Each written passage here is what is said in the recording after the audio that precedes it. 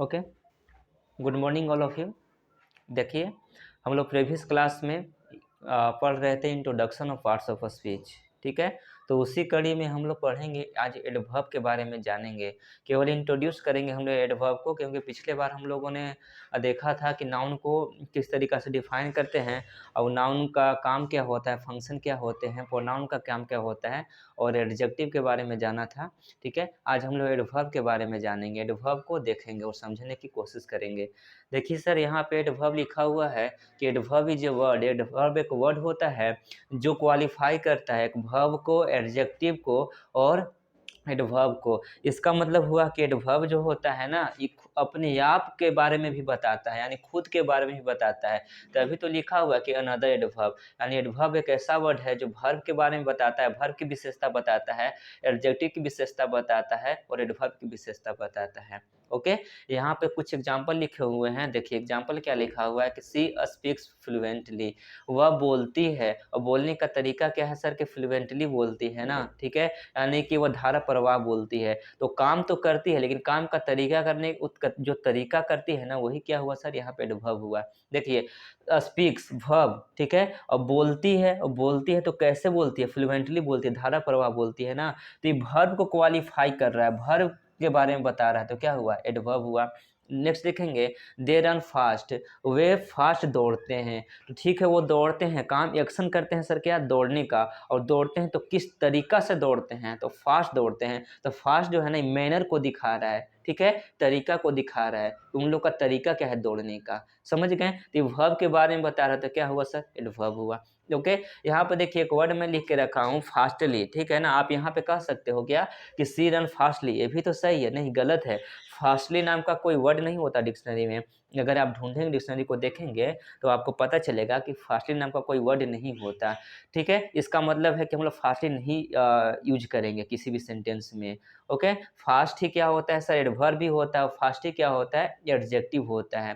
ठीक है ना, तो फास्ट के कई तरीका से यूज़ किया जा सकता है, और केवल फास्ट को ही नहीं, आप याद रखेंगे, ठीक है, कि एक ही वर्ड को मल्टीपल पार्ट्स ऑफ स्पीच बनाकर यूज़ किया जा सकता है। ठीक है, आप किसी भी वर्ड को रट कर नहीं रखेंगे, जो कि जो फास्ट है, तो किसी भी सेंटेंस में केवल एडवर्ब ही बनेगा और एडजेक्टिव ही बनेगा, ये गलत बात है। ये डिपेंड करता है यूज़ करने वालों पे कि वो किस तरीका से फास्ट को यूज़ कर रहा है। अगर वह चाहे तो फास्ट को एडवर्ब भी बना देगा, अगर वह चाहे तो एडजेक्टिव भी बना देगा फास्ट को, अगर चाहे तो वह नाउन भी बना देगा और आपका वर्ब भी बना देगा। ठीक है, तो किसी भी वर्ड के फंक्शन को अगर जानना है ना, ठीक है, तो उसको सबसे पहले पढ़िए और समझिए कि वो किस तरीका से वर्ड जो है वहाँ पे यूज किया गया है। रट के मत रखिए। अब रट के रखेंगे कि वाटर जो है सिर्फ नाउन ही होता है, तो गलत बात है ना। ठीक है, वो डिपेंड करेगा सेंटेंस पे कि सेंटेंस में वाटर किस तरीका से यूज किया गया है। ओके, तो आप इन सारी बातों को ध्यान में रखेंगे। फिलहाल हम लोग एडवर्ब पे हैं, तो देख लिए यहाँ पे एक एग्जाम्पल हम लोगों ने देखा कि वर्ब को एडवर्ब क्वालिफाई कर रहा है। अब एडजेक्टिव पे आ जाएंगे थोड़ा सा, ठीक है ना। देखिए इरेज करते हैं इसको, आई होप आप लोग समझ गए होंगे मेरी बात को। और एग्जाम्पल देखिएगा, सी is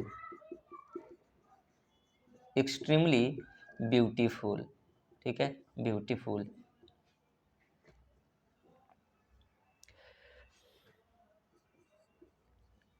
Ram is very, Ram is a very handsome, handsome boy.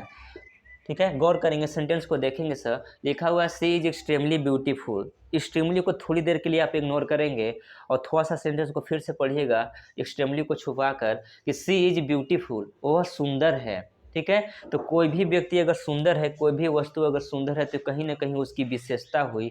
और व्यक्ति और वस्तु जो होता है सर, वो नाउन होता है, और नाउन के बारे में बता रहा है कि कोई भी चीज़ या भी कोई भी व्यक्ति कैसी है, इसके बारे में जो इन्फॉर्मेशन देता है वो आपका एडजेक्टिव होता है। यानी कायदे से आप कह सकते हो कि जो यहाँ पे ब्यूटीफुल है वो क्या है सर, एडजेक्टिव का काम कर रहा है। एडजेक्टिव का काम ही क्यों कर रहा है, क्योंकि यह सी के बारे में बता रहा है, और सी कायदे से क्या हुआ सर, प्रोनाउन हुआ, और जो प्रोनाउन के बारे में बताए वो क्या होता है, एडजेक्टिव होता है। इसका मतलब है कि ब्यूटीफुल क्या हुआ, एडजेक्टिव हुआ। एक किसके बारे में इंफॉर्मेशन दे रहा है सर, सी के बारे में। सी कैसी है, तो सुंदर है, तो सी की विशेषता है कहीं ना कहीं।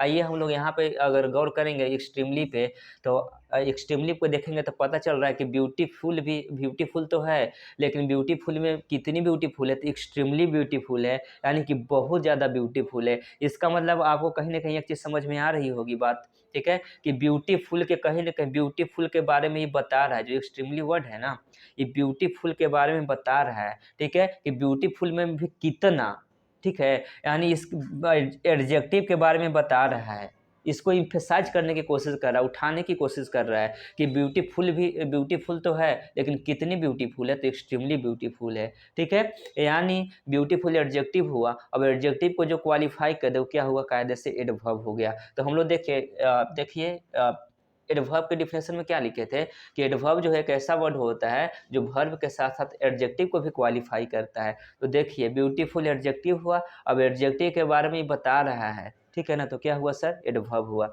तो कायदे से एक्सट्रीमली का हुआ, एडवर्ब हुआ।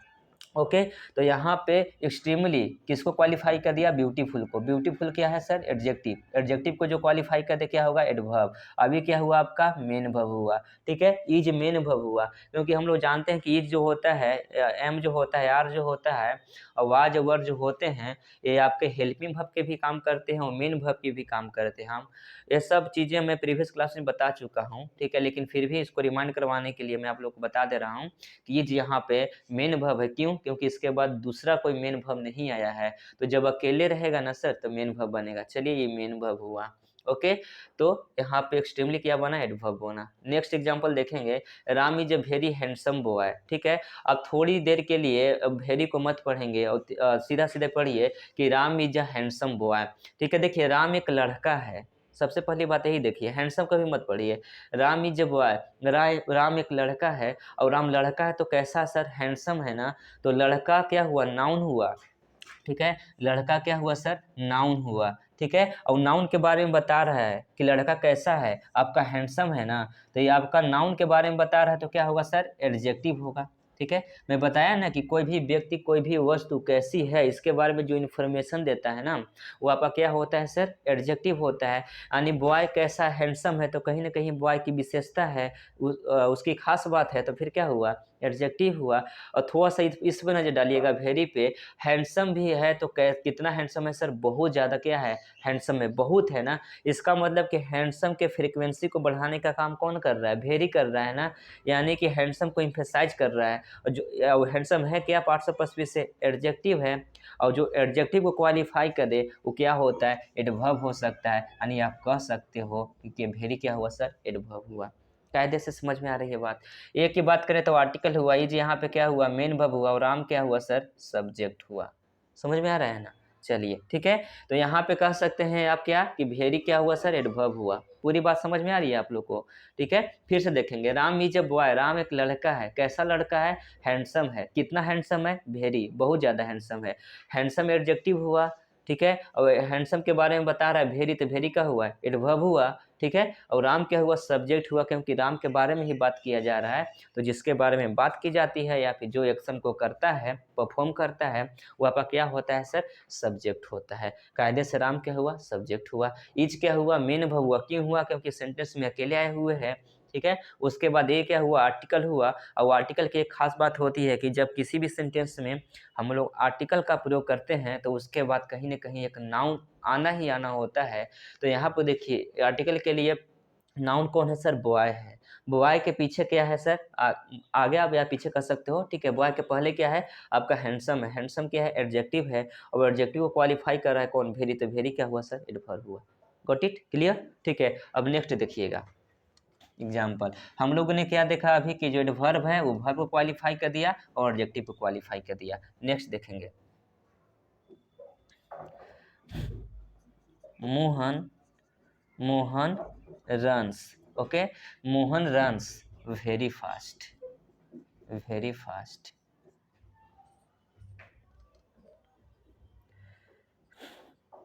यू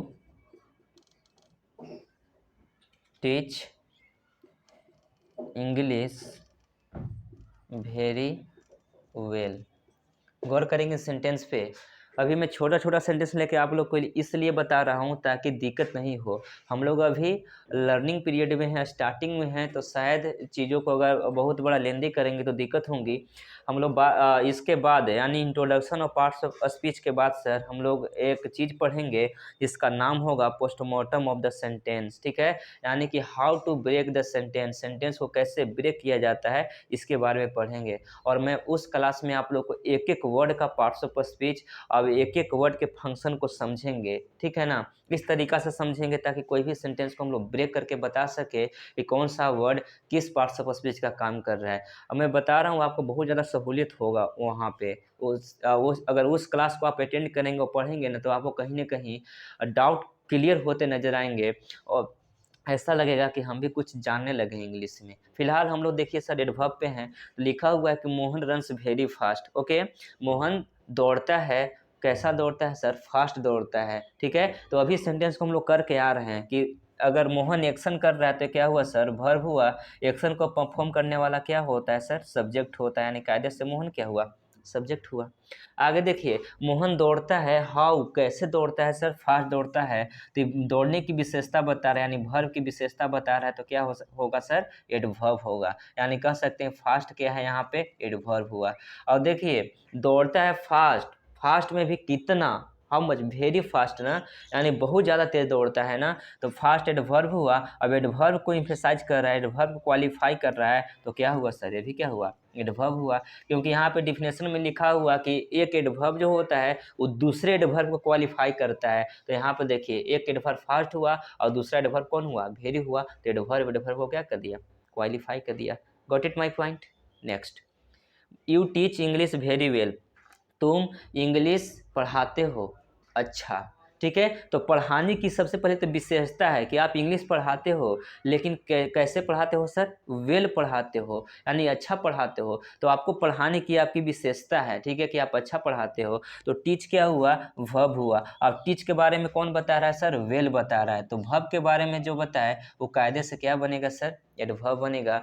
अब एडवर्ब देखिए वेल, वेल में भी कितना वेल? वेरी वेल ना, यानी वेरी या बहुत अच्छा पढ़ाते हो। इसका मतलब कि एडवर्ब को क्वालिफाई कर दिया। यहाँ पे वेरी का एडवर्ब है तो एक एडवर्ब दूसरे एडवर्ब को क्या कर दिया? क्वालिफाई कर दिया, ठीक है। इंग्लिश क्या हुआ सर? इंग्लिश आपका नाउन हुआ। अब यहाँ पे इसका फंक्शन क्या है सर? ऑब्जेक्ट का फंक्शन कर रहा है। ये ऑब्जेक्ट किसका बनेगा सर? वर्ब का। वर्ब कौन है? टीच। टीच आपका कौन सा वर्ब बनेगा? जब ऑब्जेक्ट ले लिया तो सर ट्रांजिटिव वर्ब बनेगा। और ट्रांजिटिव में भी कौन सा वर्ब बनेगा सर? मोनो ट्रांजिटिव बनेगा। क्यों? क्योंकि एक ऑब्जेक्ट लिए हुए हैं। ये सब हम आप लोग को सेंटेंस ब्रेकिंग में ही सिखाएंगे, ठीक है ना। लेकिन फिर भी हम लोग पढ़ लिए हैं तो अगर यहाँ भी कर लेता हूँ थोड़ा थोड़ा तो कोई दिक्कत नहीं होनी चाहिए, ऐसा मैं मान के चलूँ तो अच्छा है, ठीक है। आगे देखिए, यू क्या हुआ सर? यू कायदे से क्या हुआ? सब्जेक्ट हुआ। सबसे पहले अगर यू के पार्ट्स ऑफ स्पीच को समझेंगे तो यहाँ पे क्या हुआ सर? प्रोनाउन हुआ। क्योंकि पूरे से इंग्लिश में सब्जेक्ट बनने का काम या तो नाउन करता है या फिर प्रोनाउन करता है, ठीक है। तो यहाँ पे यू क्या हुआ? कायदे से आपका प्रोनाउन हुआ, ठीक है। प्रोनाउन क्या कर रहा है सर यहाँ काम? सब्जेक्ट का। क्लियर? No doubt. चलिए आगे देखेंगे, हम लोग आएंगे प्रीपोजिशन पे। एक क्योंकि हम लोग एडवर्ब को अभी इंट्रोड्यूस कर रहे हैं, थोड़ी सी नज़र एडवर्ब पे ही अगर रखते हैं तो यहाँ पे देखिएगा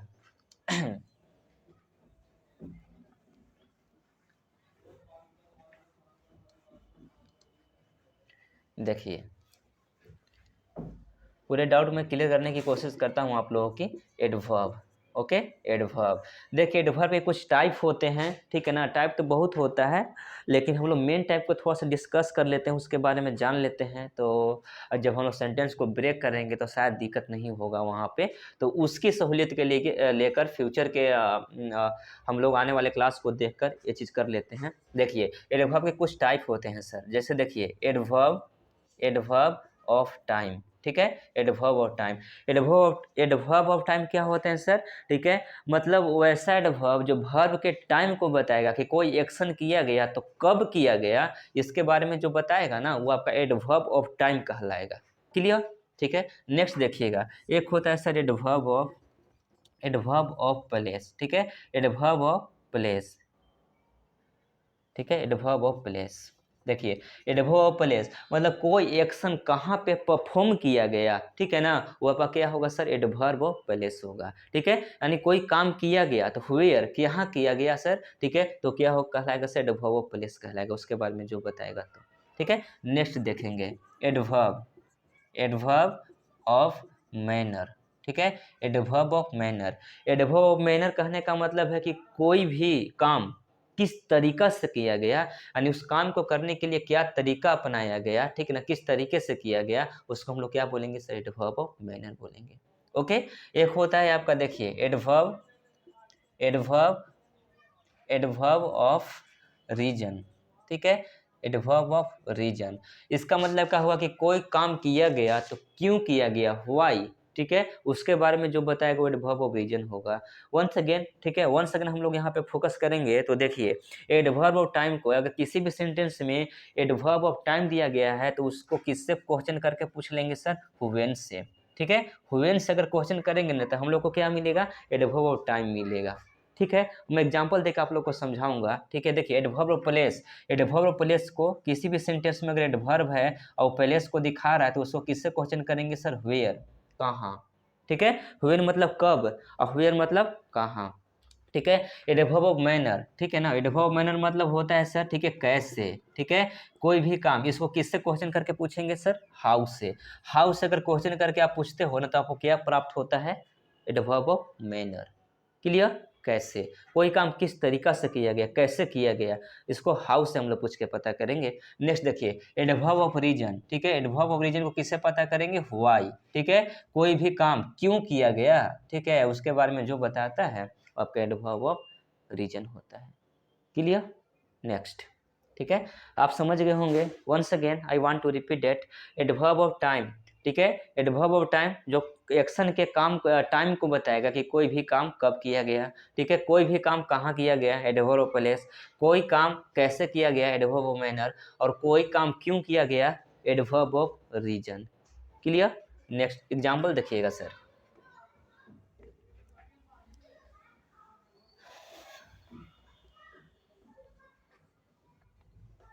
देखिए she came here, she came here yesterday, ठीक है। देखिए सी केम हियर yesterday, वह यहाँ कल आई थी,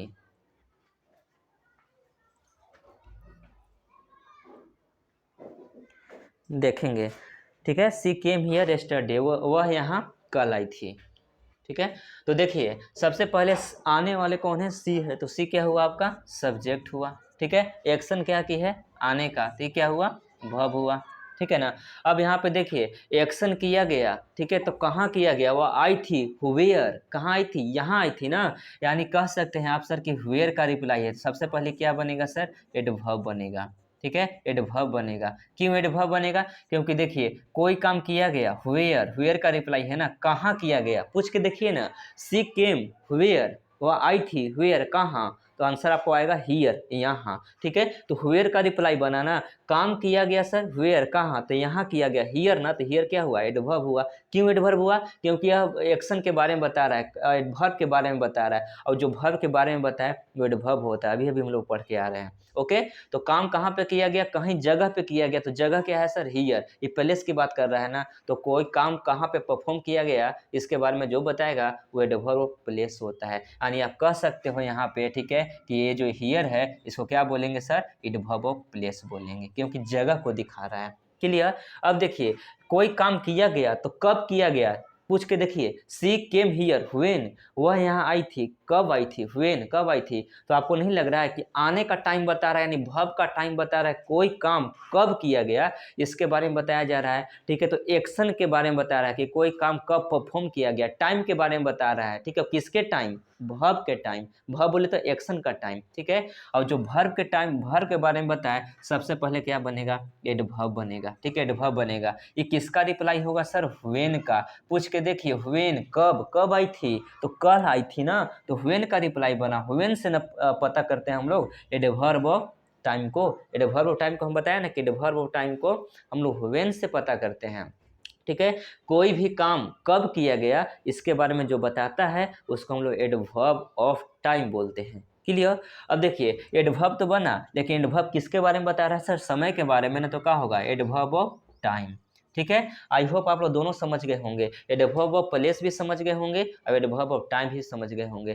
किसी भी सेंटेंस में अगर एडवर्ब ऑफ टाइम को पता करना है तो व्हेन से क्वेश्चन कर लेंगे, और किसी भी सेंटेंस में अगर हम लोगों को एडवर्ब ऑफ प्लेस के बारे में बात करना है तो किससे क्वेश्चन करेंगे सर? वेयर से। Got it? नेक्स्ट। ठीक है, देखिएगा नेक्स्ट देखिएगा। आई राइट केयरफुली। ठीक है, आई राइट केयरफुली। यहाँ पे देखिए मैं लिखता हूँ, ओके, मैं लिखता हूँ। ठीक है, तो मैं एक्शन क्या कर रहा हूँ सर? लिखने का। तो ये क्या हुआ सर? कायदे से वर्ब हुआ। लिख कौन रहा है? आई, तो आई क्या हुआ? सब्जेक्ट हुआ। क्लियर। अब देखेंगे मैं लिखता हूं तो मेरे लिखने का तरीका क्या है सर? केयरफुली। ठीक है ना, मतलब कि सावधानी पूर्वक लिखता हूं।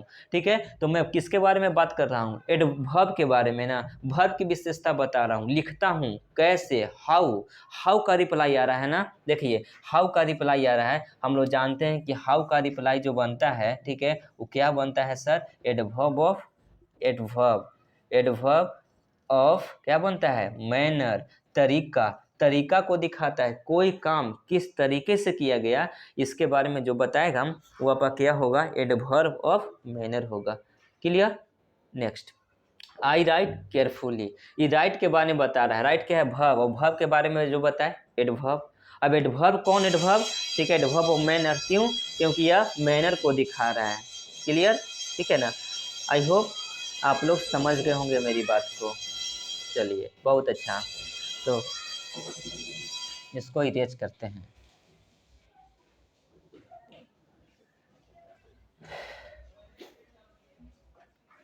देखिए फिर देखेंगे हम लोग किसको? प्रीपोजिशन को।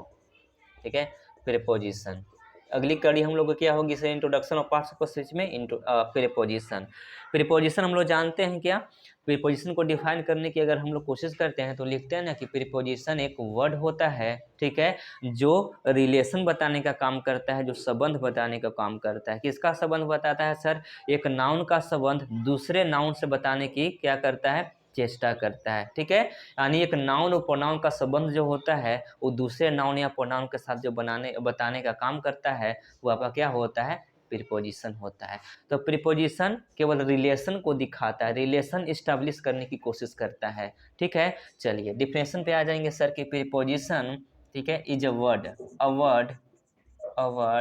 विच शोज रिलेशन, ठीक है, रिलेशन, ठीक है, रिलेशन ऑफ अ नाउन, ठीक है, relation of a noun with, ठीक है, विथ अदर नाउन